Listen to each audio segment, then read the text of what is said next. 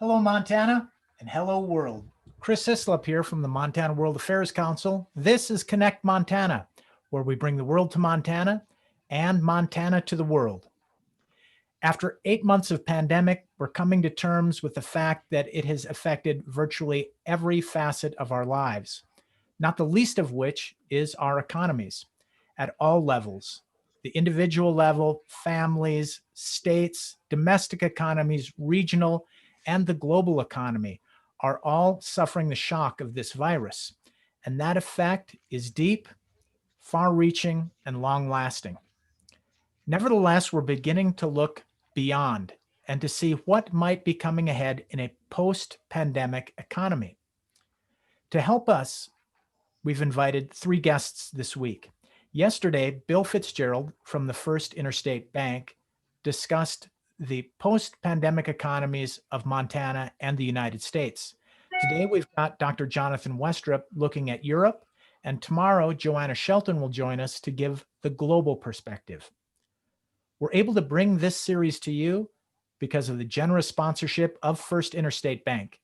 We'd also like to thank our sponsors, the Dennis and Phyllis Washington Foundation, Stockman Bank, and Allegiance. Now let me welcome our guest. Dr. Jonathan Westrup is a strategy consultant who works with a wide range of organizations and government agencies. He teaches at Warwick Business School and the Irish Management Institute. Jonathan has a master's from the Harvard Kennedy School and a doctorate from Boston University, and happens to be the first 2-time guest here on Connect Montana. Jonathan, you're very welcome. How are you? I'm very well, thank you, Chris, and delighted to be with you and very honored to be asked twice. I'm not quite sure why that's the case, but I'm delighted. So. It's your expertise, certainly, Dr. Westrup, but thanks again for coming on, Jonathan. I wonder if you might start by giving our viewers a little perspective of what's going on in Europe and what is the view looking ahead. Last week's economist told us that in the global economy, we can expect a less globalized, more digitized, and less equal world economy. How does that look from the European perspective? Well, you know, it's a very interesting perspective, Chris, and I think I want to work through it. I've got a few slides here, not too many, but I think just to sort of trigger a few kind of bigger picture points. So I also have the pleasure of teaching at Trinity Business School as well. So it's a particularly beautiful campus, which reminds us, I suppose, of some of the history and culture of Europe. So nice to start there. I suppose I want to just cover off a few points, and you know, these are sort of the high-level agenda that I want to talk about. I suppose the first thing that I think we've got to realize is post-COVID may be a while away. And certainly Ireland just announced a record number of cases today. And I think when you look through the Johns Hopkins list, you see Spain and France are right up there. UK's had a very high level of number of deaths too. So, you know, we are seeing this second wave. Now, a little bit like the US, the good news is that hospitalizations and ICU rates are staying significantly lower, as thank goodness are mortalities.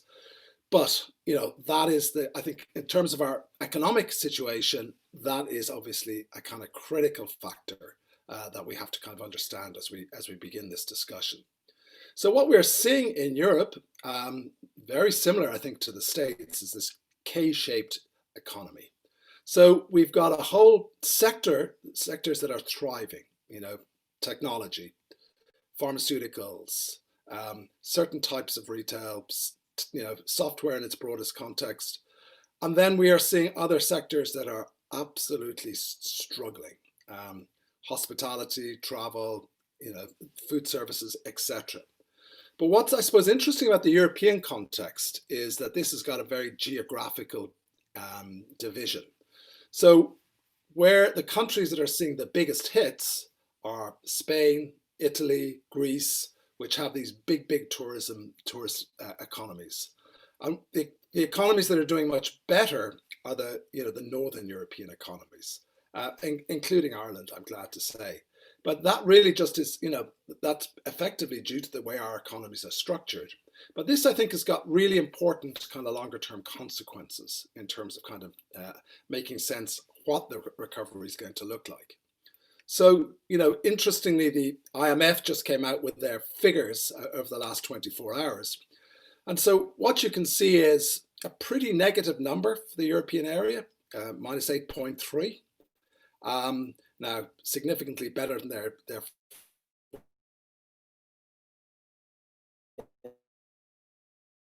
forecast in Italy, Spain, the United Kingdom, very negative numbers, and so sort of reflecting the issue that we've just been discussing.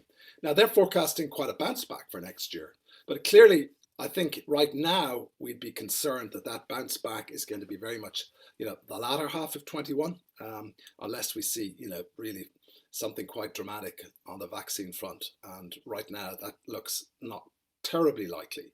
So, I think that's really where we've got this very kind of bifurcated situation here in a European context. Again, a little similar to the US, we've seen an extraordinary policy response from both the European Central Bank and from national governments.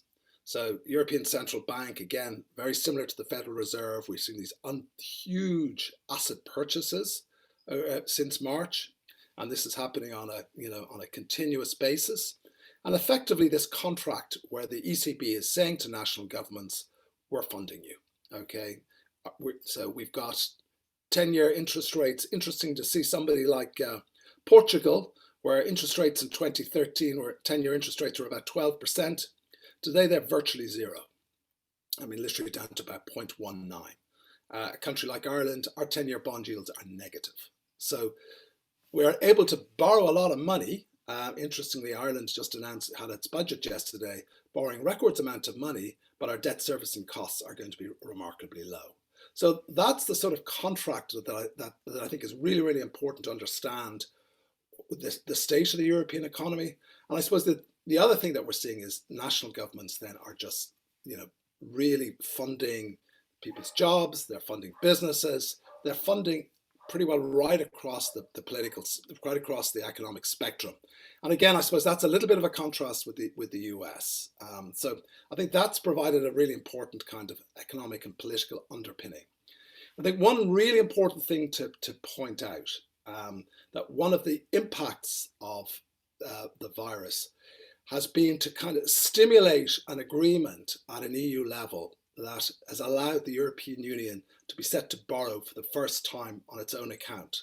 And this is something that the Germans and the Dutch have been very opposed to for a very long period of time, because you can certainly see there's a kind of political risk to this, because who ultimately will be on the hook to repay these debts if national governments don't kind of respect the borrowing criteria. But this was agreed at the June summit. And I think when the history books are written, this could well prove to be a very pivotal point in the evolution of Europe and as a catalyst to bring Europe closer together. So that potentially is something that I think is going to be very, very significant. So we haven't actually seen the borrowing happen as of yet, but this is something that we expect to happen pretty soon. We've got Brexit, very important to UK and Irish economy. You looked at those UK numbers, its economy is really, really struggling. But, interestingly enough, I think the fact is that we still don't have an agreement. The UK government is still playing this very hardball with the European Union. So there is a significant risk that we'll have a no deal. And that's, the biggest loser economically out of that is the UK. So it's quite an extraordinary kind of situation. I think looking into 2021 and over the next couple of years, we're starting to see some big, some very big figures. I mean, Angela Merkel has been the German Chancellor since 2005. I think the history books are going to be extremely kind to her in terms of the way she's thought about Europe. She's encouraged migration at different times. She's been an extremely important leader. We have no sense at the moment. The Christian Democrats, agreed on one leader replacement, and now they've decided that she is not the person. So I think that's going to be a really important gap in our leadership position. Macron has got a presidential election in 2022. At the moment, the opinion polls, I think, are looking quite positive for him in terms of a runoff. And this, I think, speaks to something very interesting, which the Financial Times commented on today. And it's how the far right parties, because this would have been a major concern over the last couple of years, was the rise of the far right in Germany, and particularly in Italy, given the sort of size and significance. But you can see that the League's polling is down, and the AfD in Germany down quite markedly too. So I think that's a really important kind of indication that populations are trusting their leaders for the most part during the pandemic.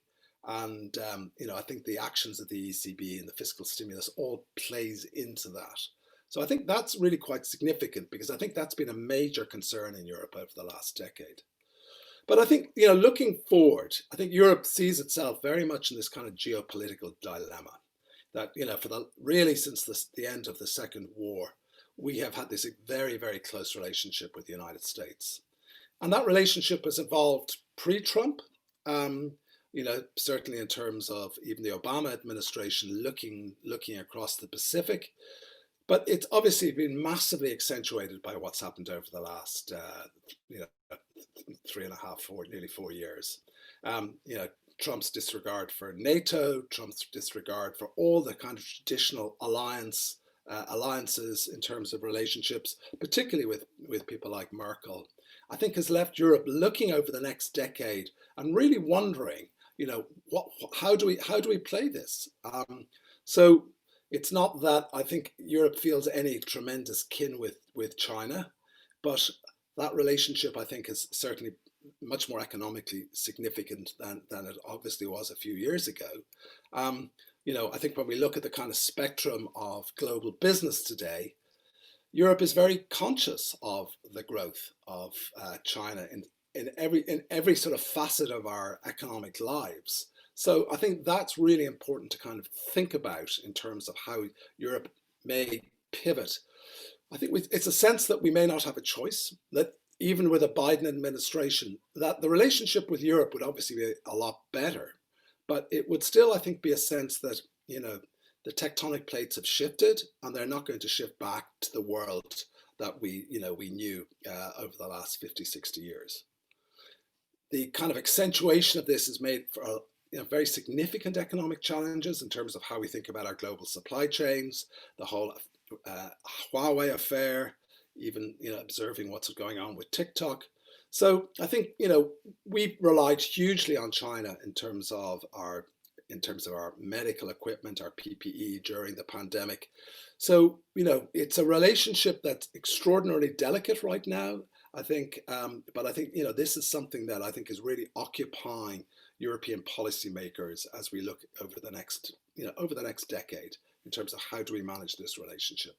We saw how the US brought enormous pressure, particularly on the UK over Huawei, and ultimately the UK government has decided to accede to their wishes.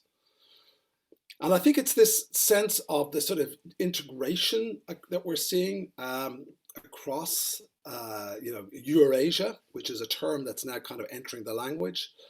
You can now get a container by train from Duisburg, Europe's biggest internal port, which is on the Rhine, to Shanghai in about 12 days. So that's kind of, those, and obviously the Chinese have invested hugely in Greece, provide a lot of funding to Italian companies, funding to Eastern Europe. So this is something that's very real and very tangible in a European context. So I think that's something that's very, very significant. But I think the two kind of critical issues that remain with us in a post-COVID world are the demographic challenge. We've got a significantly aging population, particularly in Germany. The average age in Germany today is already up to about 48 years of age. So obviously enormous implications in terms of future workforce, pension provision, healthcare, etc.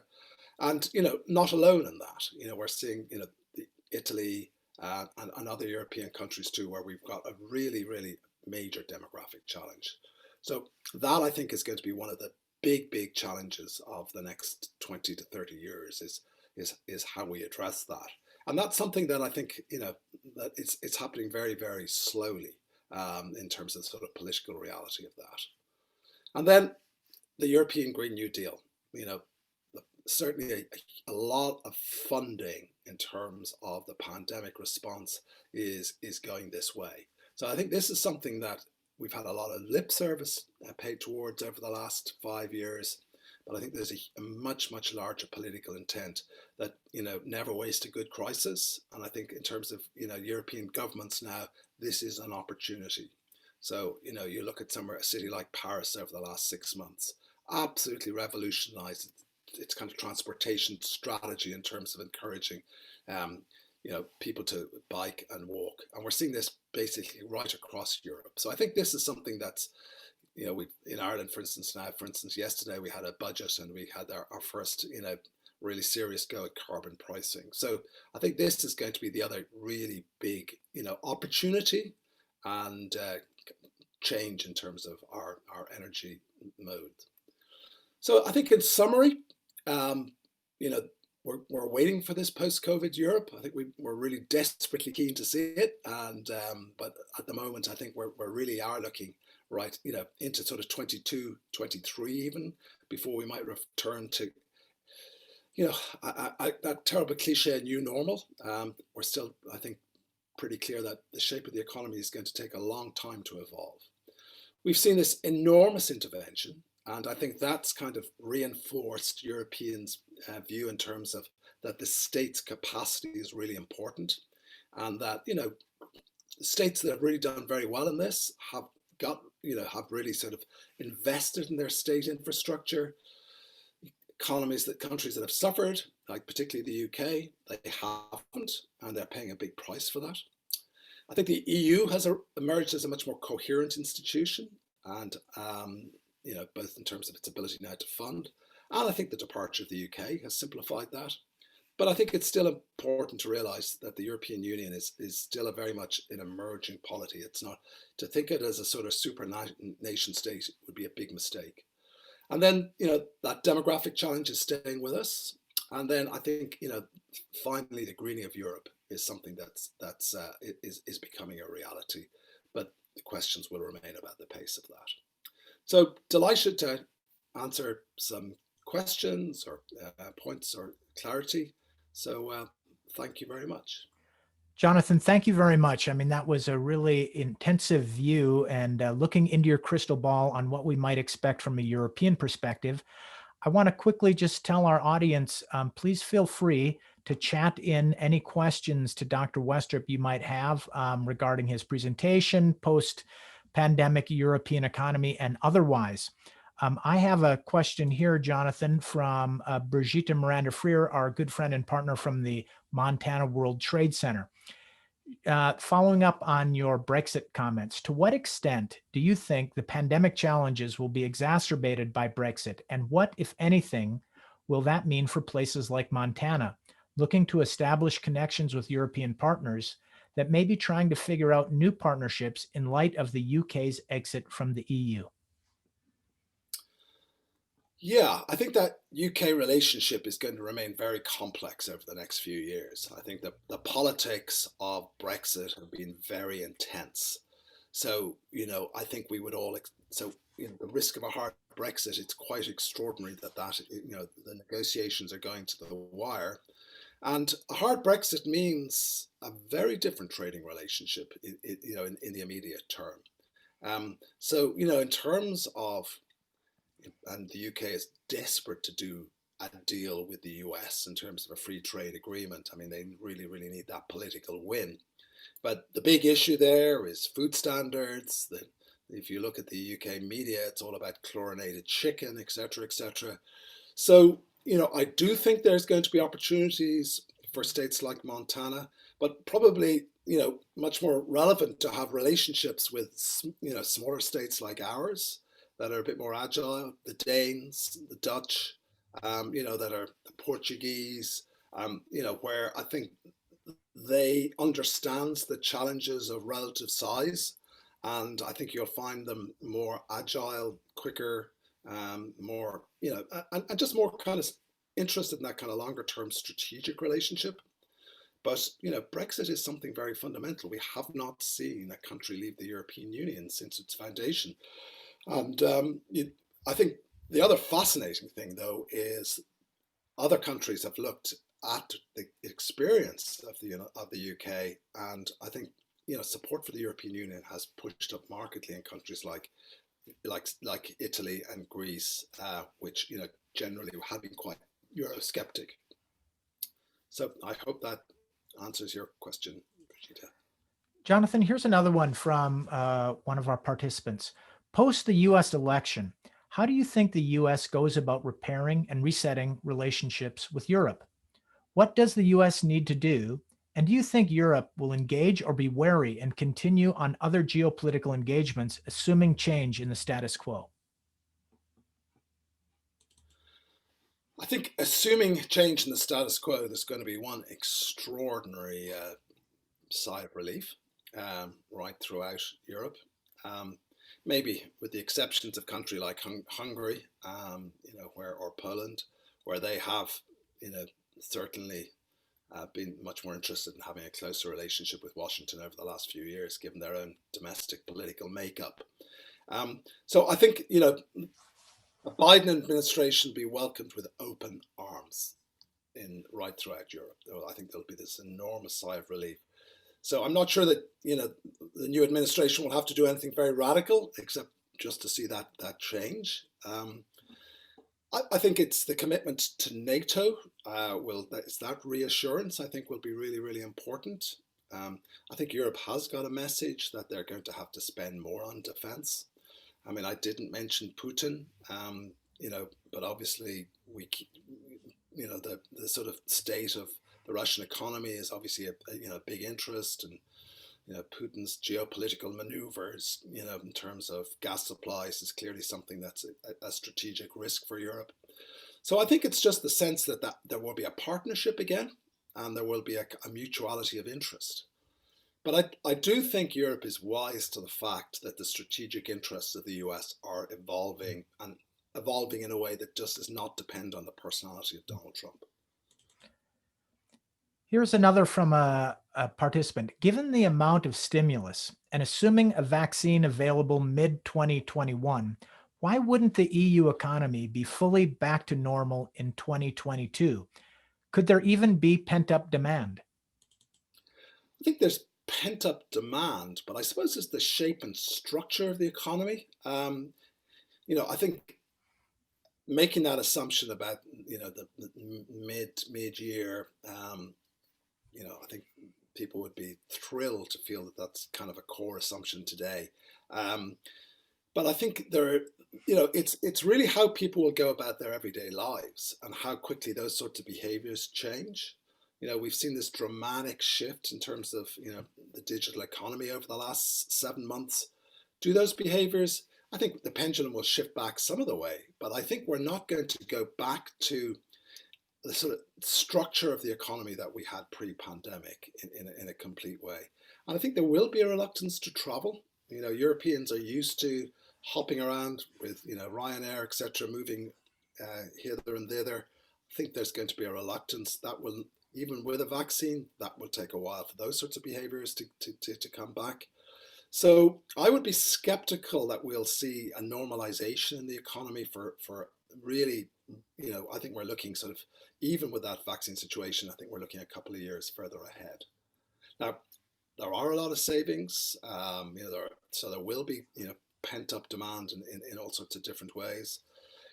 The challenge then will be for the European Central Bank, a little bit like the Federal Reserve, is to sort of how do you kind of, edge the patient away from their medicine, and that's going to be very challenging, I think, over a period of time, because Europe is we've built a lot of debt up over the last 7 months, and the idea that interest rates, even a sort of 20 basis point rise in rates, starts to hurt.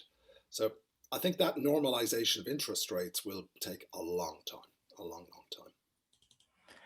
Jonathan, thanks a lot for that. There's a long list of more questions, but there isn't any more time, unfortunately. So much appreciated you sharing your perspective and your views on what we might be looking at in a post-pandemic economy in Europe. Jonathan, over to you for any last words or things you want to pass on to the audience. Well, just to say thank you very much. We're watching Montana with interest from this side of the Atlantic. You've got some interesting competitive races, I think, in terms of the Senate. So we're watching that one with interest. But I think Montana has a lot to learn in terms of, I think the relationships with a country like Ireland are a really, really interesting one. We're a population of less than 5 million. We'd fit very neatly into sort of a corner of the state. But we've got we've learned a lot of lessons, I suppose, in terms of how our economy has adapted over the last 25 years to globalization, and I think we've got a lot of insights in terms of the challenges and how small states stay competitive, and I think that's something that will be really, really important now over the next 3 to 5 years to consider. But I think on this broader European guys, I think there's an eagerness to build that warmer relationship back with the United States. But, we've got some significant challenges to address over the next 10 to 20 years. And I think, we'll do it with, it'll be an interesting journey for us all. Indeed. Indeed. Thank you so much for that, Jonathan. Now let me just thank all the participants who came on today and remind you that yesterday's show and today's show will be on YouTube, as have all of our episodes of Connect Montana.